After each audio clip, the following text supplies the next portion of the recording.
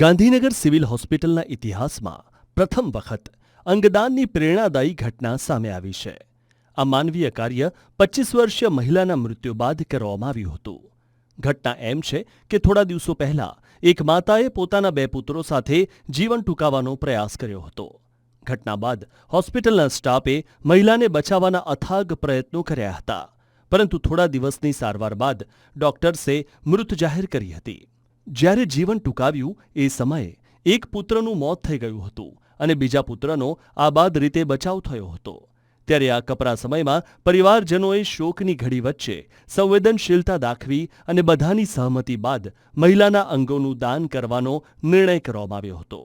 આખરે ડોક્ટર્સની હાજરીમાં અંગદાનની પ્રક્રિયા હાથ ધરવામાં આવી અને ગ્રીન કોરિડોર મારફતે અંગોને લઈ જવામાં આવ્યા હતા. સિવિલ સુપ્રિન્ટેન્ડન્ટના જણાવ્યા અનુસાર એક વ્યક્તિના અંગદાનથી 8 લોકોને નવું જીવન મળી શકે છે. જો અન્ય લોકો પણ આવા નિર્ણયો લઈને અંગદાન કરે તો ઘણા જરૂરિયાતમંદ દર્દીઓના જીવ બચી શકે છે.